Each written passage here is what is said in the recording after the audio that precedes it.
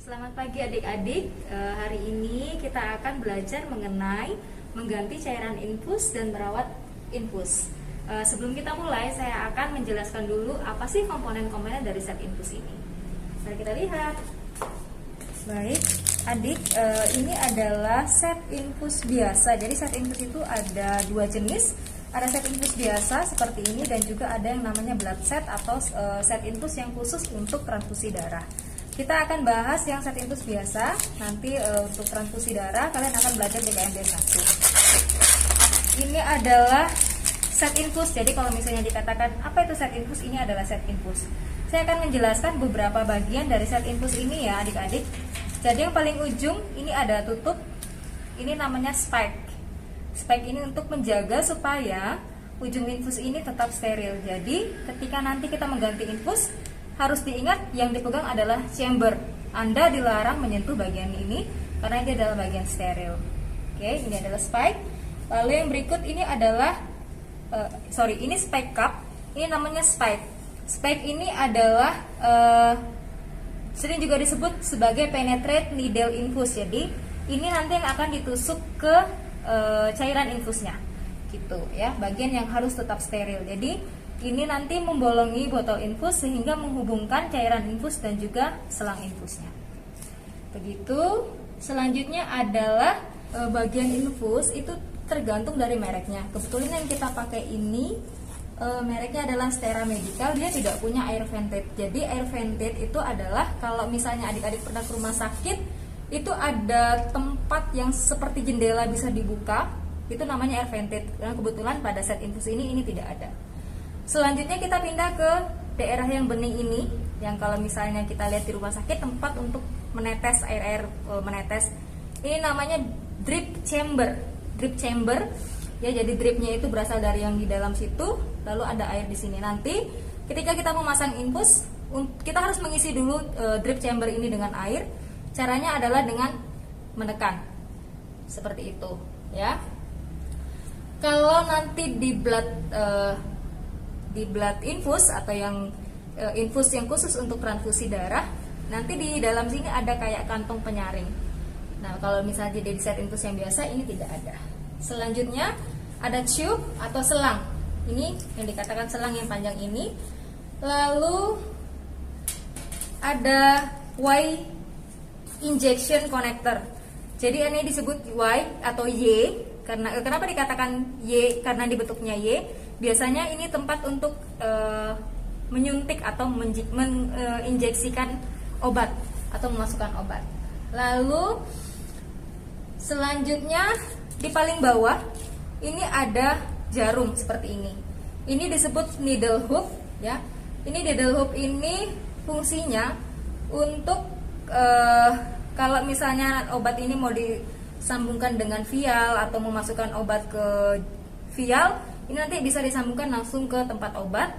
Tapi selain itu juga dia tetap menjaga supaya ini tetap steril. Nah, kalau misalnya kita memasang infus, ini yang dimasukkan atau disambungkan ke jarum infusan. Baik, sekarang kita akan mengganti cairan infus. Ada alat-alat yang harus kita siapkan.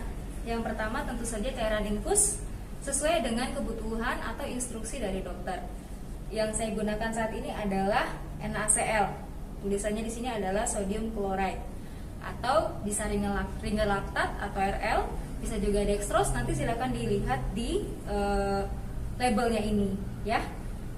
Jangan terkecoh dengan bentuk cairan. Ada yang botolnya seperti ini, ada juga yang berbentuk dalam plastik. Itu tergantung pabriknya. Selanjutnya adalah label penggantian ya. Di sini ada dua jenis. Kalau Anda perhatikan, yang pertama ini kosong, yang kedua ini ada tulisan high alert. Kenapa kita membutuhkan label? Jadi label ini di sini ada tulisan nama pasien, lalu cairan infusnya apa, lalu ini botol keberapa, lalu jam pemberian, lalu juga kalau misalnya ada obat yang diberikan apa. Jadi ini digunakan untuk memastikan apakah jumlah tetesan yang diresepkan itu sudah sesuai dengan jumlah jam habisnya, begitu. Ini tadi sudah saya jelaskan ada dua, yang ini yang biasa, jika obat-obat yang diberikan itu biasa. Yang kedua, ini ada high alert. Jadi misalnya nih di cairan infus itu dimasukkan obat yang keras, obat keras seperti magnesium monoksida atau adona, berbagai jenis obat yang keras itu maka menggunakan ini, gitu ya.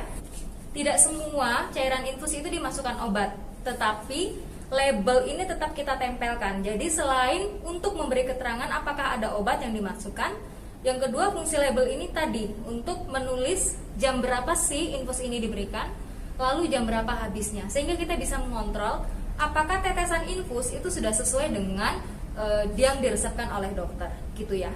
Jadi kalau misalnya adik-adik bingung maksudnya obat yang dimasukkan seperti apa, nah mungkin adik-adik pernah ke rumah sakit terus lihat cairan infus itu harusnya berwarna begini, putih, bening, jernih gini.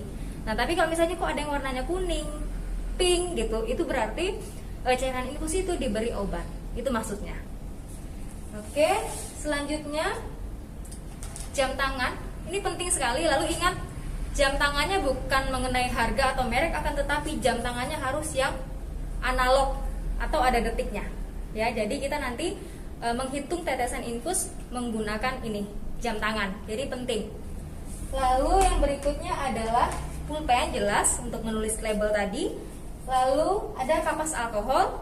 Jangan lupa cuci tangan juga sebelum melakukan. Kalau misalnya bisa, Anda boleh membawa alkohol gel, gitu ya. Oke, sekarang kita akan lanjut ke tindakan. Jadi semua alat-alat ini kita bawa ke dekat pasien. Setelah itu jelaskan kepada pasien tindakan apa yang mau kita lakukan. Setelah kita jelaskan, cuci tangan jangan lupa adik-adik 6 langkah. Kalau misalnya tidak, saat ini saya menggunakan alkohol gel, boleh 6 langkah ya, jangan lupa. Selanjutnya, sebelum mengganti cairan infus, kita pastikan infus ini sudah tidak menetes lagi. Caranya seperti apa? Atau misalnya nih, adik mau menggantikan cairan infus, infusnya sudah habis total. Nah, supaya darahnya tidak naik ke atas atau ada udara yang masuk, maka harus mematikan tetesan infusnya. Seperti apa caranya? Yaitu menggunakan roller clamp. Ini namanya roller clamp. Caranya untuk memfungsikan adalah dengan menaikkan, ini berarti membuat cairannya menetes, atau kalau kita mau menghentikan, ini digeser ke bawah seperti ini ya. Jadi kalau mau menggantikan infus, jangan lupa harus diturunkan ke bawah atau di clamp ya. Roller clampnya harus di clamp, diturunkan ke bawah. Pastikan bahwa tidak mengalir supaya tidak ada udara yang masuk. Setelah itu, yang berikutnya adalah ambil infusannya. Pastikan tadi bahwa spike ini harus tetap steril ya. Jadi jangan menyentuh spike. Gitu. Caranya adalah pegang lehernya seperti ini, lalu pegang di chambernya, di deep chambernya, ditarik ya, ditarik. Ingat tidak boleh megang di sebelah sini, harus pegang sebelah sini. Ini kita letakkan. Ini nggak boleh kena apapun. Selanjutnya, nah, jika cairan infus yang baru ini masih tertutup oleh plastik adik-adik, ya ini masih tertutup ya, ini berarti dia masih steril. Maka hanya tinggal dibuka saja, dibuka seperti ini, langsung ditusuk. Kalau adik-adik perhatikan di sini ada 2 lubang ini, jadi boleh dipasang di sini, salah satu dari 2 bintik ini, ya, ditusuk. Kalau dia masih tertutup, tertutup seperti tadi, berarti dia masih steril. Anda tidak perlu mendesinfektan. Tapi kalau misalnya dia sudah terbuka, Anda boleh desinfektan. Gitu ya. Karena ini tadi masih tertutup, maka saya langsung tusuk. Selesai. Ya. Setelah ini saya gantung. Ya, ingat ya, tadi kalau misalnya dia terbuka, baru kita gunakan ini. Tapi kalau dia masih tertutup, berarti kita tidak perlu mendesinfektan. Sudah, sekarang kita akan menghitung tetesan infus. Menghitung tetesan infus itu adalah 1 menit total. Jadi caranya, dekatkan jarum jam di dekat deep chamber, di samping. Jadi tidak ada menghitung tetesan infus itu seperti ini, enggak. Atau pakai jam tangan begini, tidak. Tetapi buka jam tangannya, letakkan di samping. Ya, Anda tahu ya menentukan yang mana detik infus, yang mana detik menitnya. Jadi kita hitung, misalnya dia 20 tetes per menit, maka dalam 1 menit itu harus ada 20 tetes. Atau jika Anda kesulitan, 60 dibagi 20 itu berarti 3. Berarti dalam 3 detik itu harus ada 1 tetes cairan infus yang menetes. Caranya seperti itu. Jadi 1 menit full kita hitung. Jadi tidak ada yang mengganti cairan infus itu tinggal tek terus pakai perasaan gitu ya. Oh ini kayaknya sudah pas, lalu ditinggal. Tidak. Jadi harus betul-betul dihitung. Sudah selesai. Kemudian kita punya catatan perawat. Di catatan perawat ini ada tulisannya, cairan masuk dan cairan keluar. Lihat di jam berapa kita menggantikan infus. Misalnya di jam 10, maka tulis di jam 10 pagi ini kita tulis di cairan yang terpasang, misalnya pasang apa tadi? Misalnya pasang NaCl, maka ditulis pasang NaCl gitu. Ya. Jika sudah selesai, kita rapikan alat-alat kita, kemudian cuci tangan. Selesai.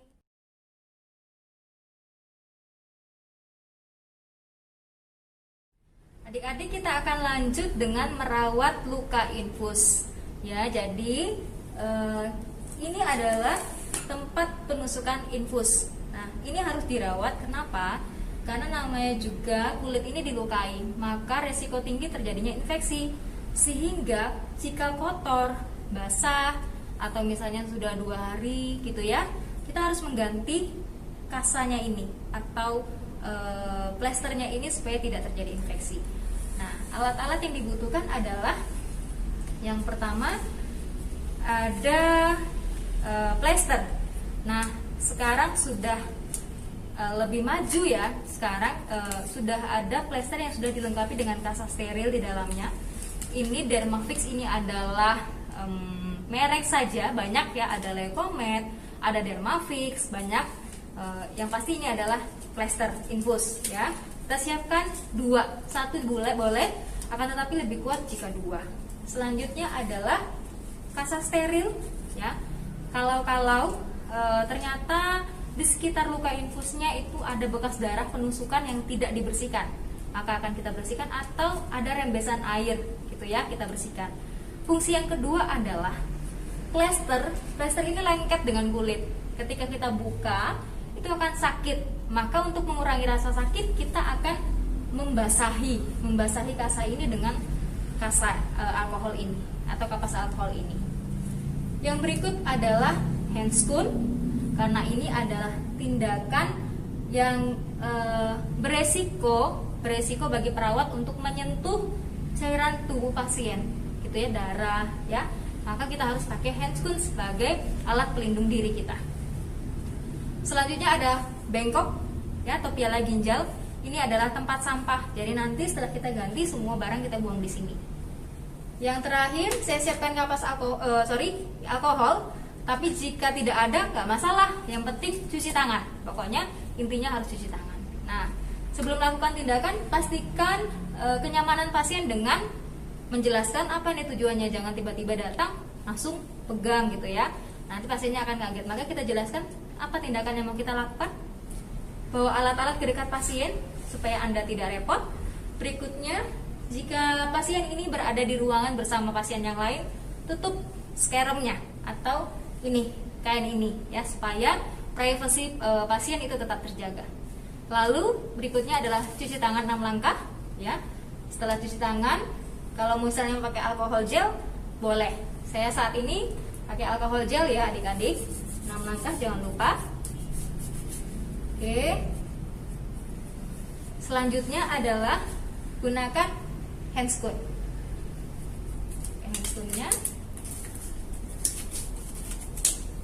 Handscoonnya handscoon bersih saja adik-adik. Asal nanti tempat penusukannya tidak perlu kita sentuh. Lalu dekatkan bengkok ke dekat pasien.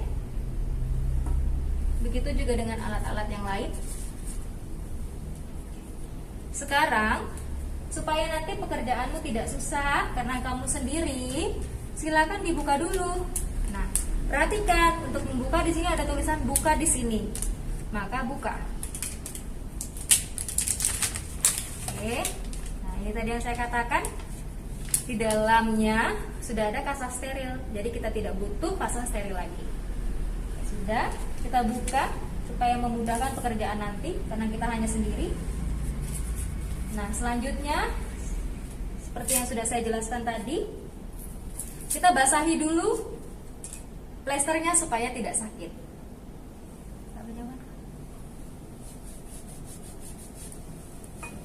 Dibasahi adik-adik. Kita basahi. Kemudian kita buka yang bagian atas dulu. Tidak masalah karena ini ada dua plester sehingga tidak akan lepas langsung. Oke, pelan-pelan. Permisi.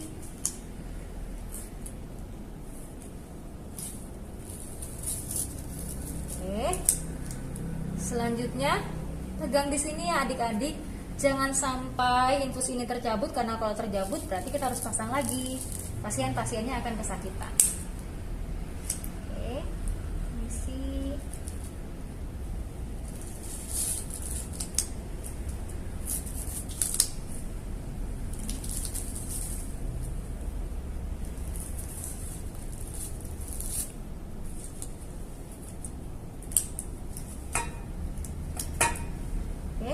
Nah, ini adalah plester kedua. Ini harus hati-hati. Kalau saya, trik saya adalah saya memegang vigonya. Ini adalah vigo ya. Vigo ini saya pegang supaya mempertahankan posisi set infus ini tidak terlepas dari tempatnya. Saya pegang di sini, ya. Lalu kita lepaskan.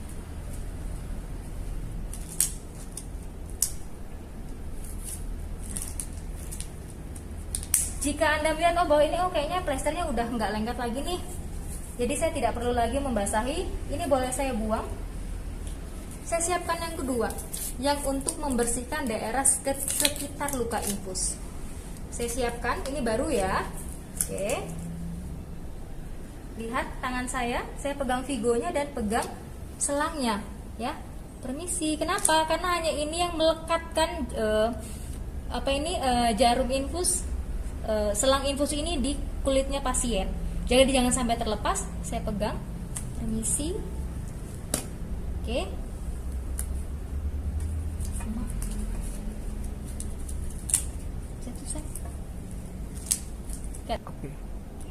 Ketika sudah terlepas adik-adik, kita perhatikan ini. Ya, ini adalah tadi bekas tusukan jarum infus. Adik perhatikan di situ apakah tampak bengkak?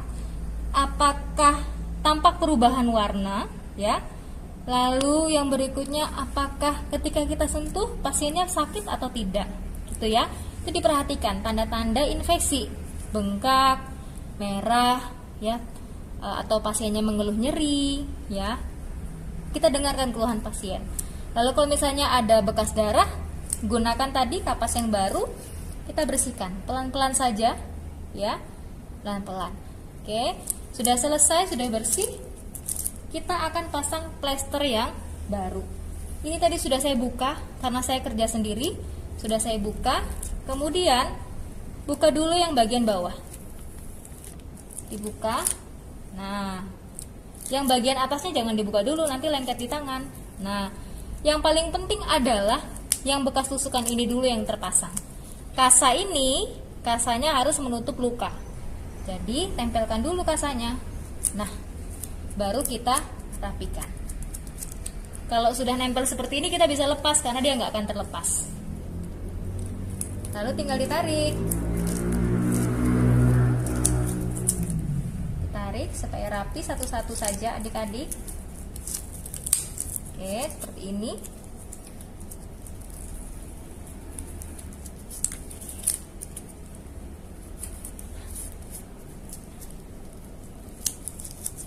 Sudah.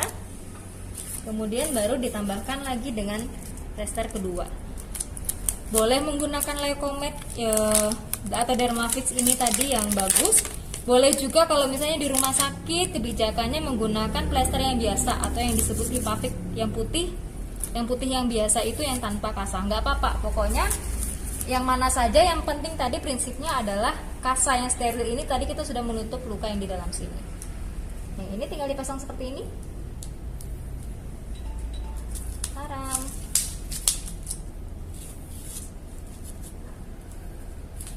Set, seperti ini. Oke, sudah selesai. Pastikan tadi cairan infusnya apakah mengalir dengan baik, ya. Jika sudah selesai, ini jangan dilepas dulu adik-adik. Kita buang sampah dulu.